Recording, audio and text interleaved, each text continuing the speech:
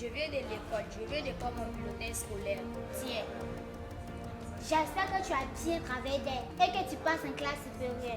Maman, toi tu sais que je ne sais pas lire, que je suis nulle en mathématiques. Donc le maître dit je vais redoubler ma classe de CM1. Tu es bête, tu es bête même. Tu es bête.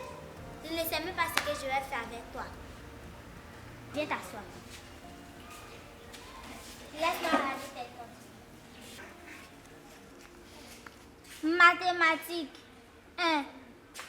Abdul, mais je ne sais même pas ce qu'il a fait avec toi. Français 1. Avec toi, on aura tout vu. Et DAC, c'est comme un pita ici, ça. C'est ce qu'on ne doit pas faire dans la vie. Ce qu'on doit faire dans la vie. Tu connais pas, ce qu'on ne doit pas faire, ça tu connais. Qui est devant moi là-bas? Papa, c'est qui? C'est moi. Toi qui? Moi ta voisine. Bonjour, vas-y. Bonjour. Il y a quoi de pitié que c'est ton fils comme ça? Vas-y. Cet enfant que tu vois, il est bête. Je ne sais même pas comment je vais faire pour le qualifier. Il redouble sa classe de CM1. Depuis sa classe de CP1, j'ai payé la route de renfort. Vas-y, calme-toi. Abdul, viens ici. L'enfant là n'est pas bête. Il est intelligent. Je l'ai vu grandir. L'enfant là n'est pas bête. Donc ensemble, nous allons réfléchir pour trouver ce problème et voir la raison pour laquelle il ne travaille pas. Et puis voisine, je vais te poser une question. Tu as mis ton enfant à quel âge au CP1? Un enfant bête. Il est mis à l'âge de 4 au CP1. Voilà pourquoi on ne met jamais un enfant à l'âge de 4 ans. À 4 ans, l'apprentissage scolaire est trop dur pour l'enfant. C'est pour cela que l'État dit de mettre vos enfants à l'âge de 6 ans au CP1. Je vais t'expliquer pourquoi. De 0 ans à 3 ans, l'enfant doit se familiariser avec ses parents, ses frères et soeurs.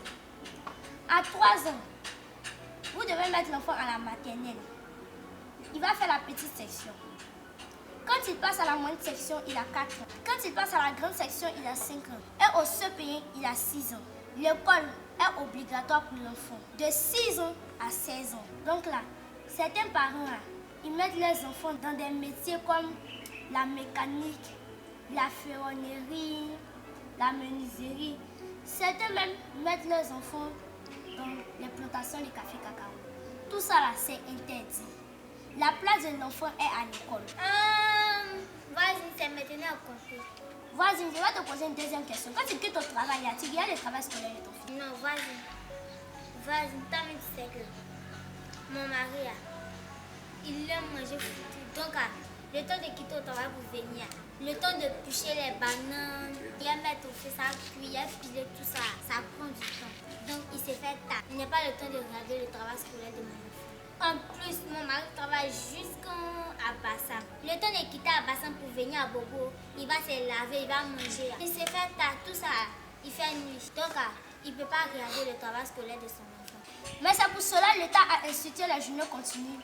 Les jours ouvrables, lundi, mardi, mercredi, jeudi, vendredi. Le travail commence à 7h30 et se termine à 16h00.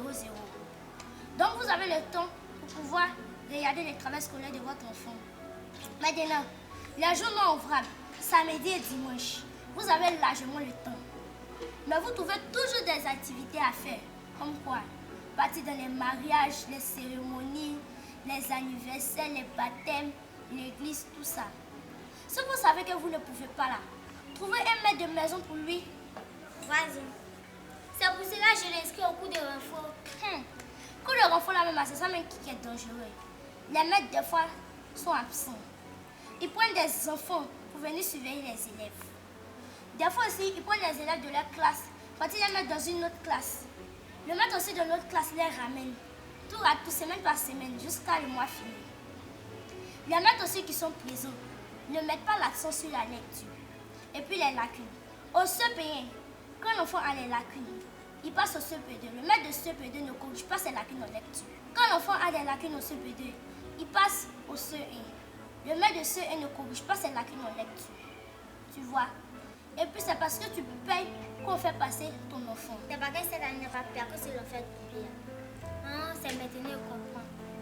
Vous les maîtres, si on on vous confie nos enfants, si vous ne pouvez pas prendre soin d'eux, faites-les lire seulement, vous les parents. Ne faites pas comme moi, si Dieu vous donne enfant.